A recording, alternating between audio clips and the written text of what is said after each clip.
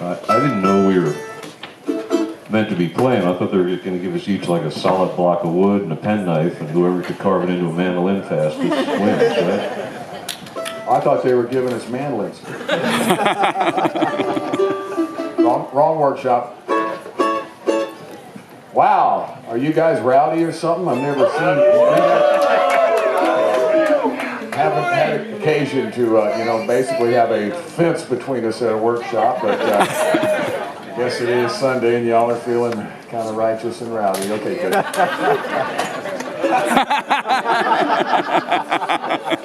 was just telling John, the last time I recall playing with chicken wire between the audience and me was Newgrass Revival, Richmond, Virginia, 1971, where I didn't know I knew the words, but this incredibly big fellow, you know, bringing Mary home? I said, no, sir. Well, you better sing it or I'm going to beat your ass. I sang it 3 times that night. I didn't know I knew the words. So we feel safe today. Safety first, right?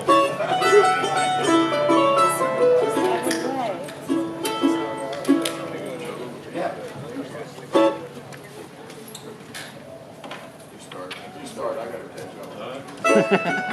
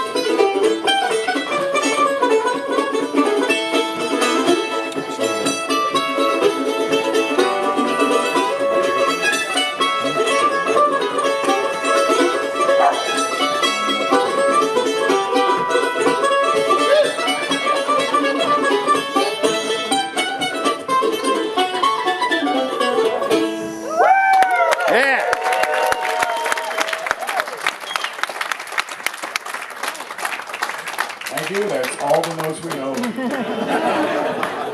It's a beautiful thing.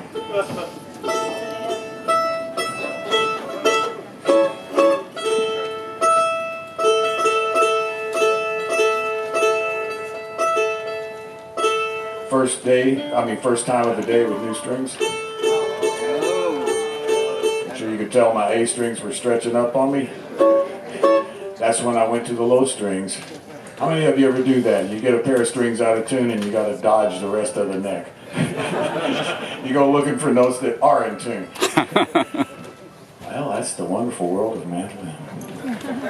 And there's a wonderful kind of curve too, from the time you change your strings and you're stretching them out, they keep going, and they finally settle in, and it's beautiful for a little while, and then all the schmutz from your hands or the humidity of the day just turns them the other way, and they start to go by.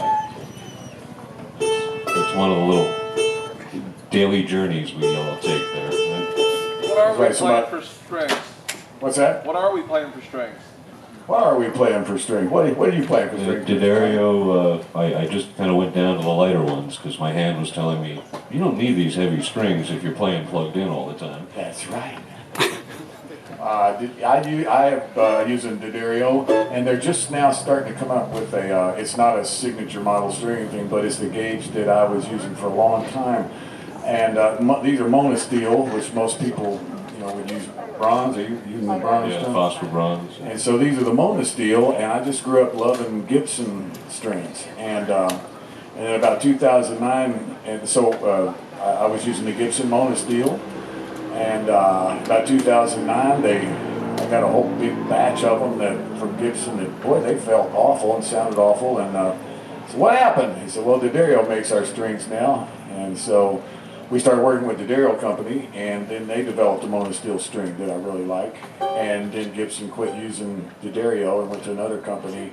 So I stayed with D'Addario. I really like their strings. And so now they make a monosteel set that is the same gauge as what you were talking about. What's the model number on the heavier gauge? I'm doing the 74 was the heavier one, they're the medium range, and then the next one up is the special Ronnie set where they're 1/2 gauge heavier all the way. Well, the bottom, yeah. So I'm happy that now D'Addario is just manufacturing a set.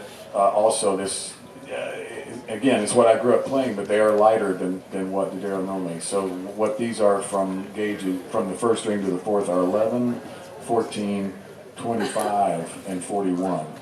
So the first they're a little lighter. But it's the gauge I've played my whole life. That's the mandolin. That's what there were for mandolin strings until about 75. A few other people probably started making those things. It was just Gibson or Black Diamond when I was a kid, and you really wanted Gibson over Black Diamond at the time. Jethro used Black Diamond because they were cheap. Right. But we'll play some mandolin for you. I am from Kentucky, so not everybody from Kentucky is born with a mandolin and a fiddle in their hands, but I was apparently, and I was fortunate to grow up in a household where music was encouraged. Was that the case for you? Well, it was, but I got into it pretty late in life. There was a piano in the house, and it was offered to me to take lessons, and I wasn't interested early on, and it was much, much later, really till I was in high school, that I kind of got turned on and, got excited about playing music, and, fell in with a group of friends that we all had, the after-school time at the drummer's house when the parents weren't around, and that just sort of took things there. But I, in particular, came to the mandolin real late in life, and I got to say, one of the things that really drew me into bluegrass music and mandolin was going to festivals, Winterhawk, Gray Fox, and one of the great epiphanies and beautiful times there were going to mandolin workshops and hearing this music played up close and intimate. And in particular, I remember sitting down at the D'Addario tent there up at Winterhawk, and Mr. Sam Bush came in, and it was just him by himself. Somebody had been puffing on a little something, and he sniffed the air and said, "Damn, smells good." Put down his case, took out his mandolin, put his foot up on it, and just fireworks came out of the thing. And I think that's when I said, that's just the coolest of cool, and that's all I want to do. So I am beyond thrilled to be sitting here next to him, and I'm more nervous than a long-tailed cat waiting for the rocking chairs, but he always makes me smile. So. Well, I'm fortunate that you know, and I started playing mandolin at age 11. I was born in 1952. And so, in knowing, you know, there was a college in Bowling Green, Kentucky, where I'm from, so Western Kentucky University there. So I met some people where at the college, you know, at the time, especially in the early 60s, there were folklore classes and folklore societies and folk music. So, you know, I got to meet people at the college and professors and stuff. And through that, I found out about the Sing Out magazine, the folk singer magazine. And so in one issue of Sing Out, there was an ad for the Roanoke Bluegrass Festival in Fincastle, Virginia. So this is 1965. And I begged my parents, I was 13, and so I went, I got to go to Roanoke. And lo and behold, they had a mandolin workshop. They had workshops. I didn't know, well, for starters, I got out of the car after we drove all night, and I never seen anything like this. There was like about 12 jam sessions, you know, all around the grounds. It's like, I'm 13 and I went to heaven. This is great. And and I met pals there, mandolin pals, that we're pals to this day. David Grisman and Andy Statman. I met those guys, and I had never, and actually I never played one of these kind of mandolins, a F5 style body, because when you're 13 in 1965 and you ask everybody, "Can I play your mandolin?" They go, "Nope." I understand, so I was in a jam session, sitting within 30 minutes of getting to this festival. I got to be in a jam, you know, with some people. So we're sitting down, and I'm playing my Gibson A model, and all of a sudden, this beautiful mandolin got lowered down to me. This F5 came down, and I didn't know it was going to be one of the greatest ones I ever played. But then I heard this voice. It said, "Hey, man, play a good one, man." And that's how I met David Grisman. I lowered his mandolin in my hands. He said, "Ah, man, I couldn't take you playing that little thing." But later in the day, there I was sitting and watching the mandolin workshop, and in the mandolin workshop was Bill Monroe, Jesse McReynolds, Bob Osborne, and David Grisman, and Ronnie Reno. So I got to go to the mountain right off the bat, and so I learned in workshops, some people nowadays, workshops can be kind of for showing off, and that's really, if you have a question, ask it, because that's why we're here, and it's about technique, it's about what we do, and I learned so much at that first workshop, and I knew that, hey, how come that guy that's only 7 years older than me named Grisman gets to get up there? Who is he? At any rate, so yeah, that's workshops have always been part of, and I was fortunate. I got to go to a really